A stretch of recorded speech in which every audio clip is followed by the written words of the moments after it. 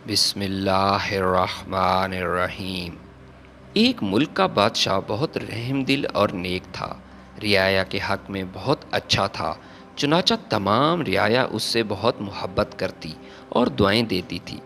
اسی ملک کے ایک دور دراز گاؤں میں ایک کسان رہتا تھا۔ اس کی خواہش تھی کہ اپنے نیک دل بادشاہ کی زیارت کی جائے اور اسے کوئی تحفہ دیا جائے۔ اس نے اپنی بیوی سے مشورہ کیا کہ میں بادشاہ کو ملنے کے لیے جانا چاہتا ہوں اور میری خواہش ہے کہ میں اسے کوئی تحفہ پیش کروں۔ تم مجھے مشورہ دو کہ میں بادشاہ کے لیے کیا تحفہ لے کر جاؤں۔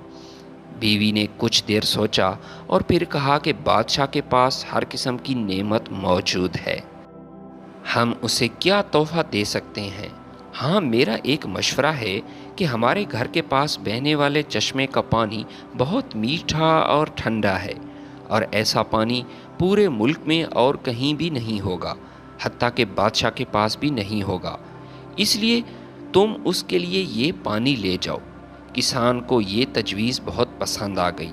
اس نے اپنے چشمے سے پانی کے 2 گھڑے بھرے اور اپنے گدھے پر لاد کر بادشاہ سے ملاقات کے لیے روانہ ہو گیا۔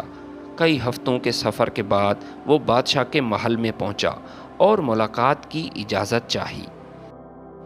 اجازت ملنے پر بادشاہ کو تحفہ پیش کیا گیا اور بتایا گیا کہ یہ میرے گاؤں کے چشمے کا پانی ہے، اور ایسا میٹھا اور ٹھنڈا پانی آپ کو پورے ملک میں اور کہیں نہیں ملے گا۔ بادشاہ کے اشارے پر وزیر نے گھڑے کا ڈھکن اٹھایا تو کئی ہفتوں کے سفر کی وجہ سے پانی میں بدبو پیدا ہو گئی تھی، اور ایک مینڈک پانی سے پھدک کر باہر نکلا۔ وزیر نے بادشاہ کی طرف دیکھا تو بادشاہ نے اسے خاموش رہنے کا اشارہ کیا اور آواز بلند میں کہا کہ ہمیں اس تحفے سے بہت خوشی ہوئی، اور خزانچی کو حکم دیا کہ کسان کے گھڑے کو سونے سے بھر دیا جائے۔ کسان بہت خوش ہوا۔ بادشاہ نے وزیر کو بلا کر چپکے سے کہا کہ پانی کو گرا دینا اور واپسی پر اس کسان کو اس راستے سے گزارنا جہاں ہمارے چشمے ہیں، تاکہ اس کو علم ہو جائے کہ ہمارے پاس پانی کے کتنے چشمے ہیں اور ان کا پانی کتنا ٹھنڈا اور فرحت بخش ہے۔ چنانچہ جب کسان کو انعامات دینے کے بعد ان چشموں کے پاس سے گزارا گیا تو وہ سمجھ گیا کہ اس کا تحفہ کتنا حقیر تھا، لیکن بادشاہ نے اس کے حقیر تحفے کو بھی قبول کر کے اسے انعام سے نوازا۔ اس کے دل میں بادشاہ کی عزت پہلے سے بھی زیادہ بڑھ گئی۔ ہماری عبادات کا بھی یہی حال ہے۔ جو ہم ٹوٹی پھوٹی عبادت کرتے ہیں تو ہم اسے بہت اچھی سمجھتے ہیں اور اپنے مالک کے حضور پیش کرتے ہیں۔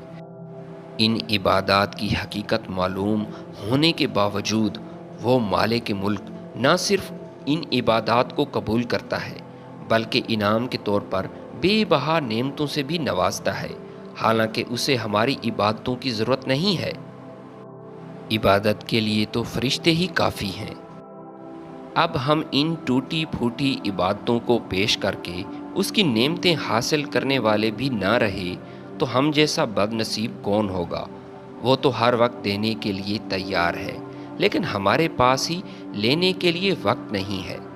کاش کہ ہمیں اس بات کی سمجھ آ جائے، ورنہ جب مرنے کے بعد سمجھ آئے گی تب بہت دیر ہو چکی ہوگی۔ خدا سے دعا ہے کہ وہ ہمیں نیکیوں کو اپنانے اور برائی سے بچنے کی توفیق عطا کرے، آمین۔ ویڈیو پسند ہے تو لائک اور شیئر ضرور کیجیے گا۔ ملتے ہیں آپ کی خدمت میں نئی ویڈیو کے ساتھ، تب تک کے لیے اجازت دیجیے۔ اللہ حافظ۔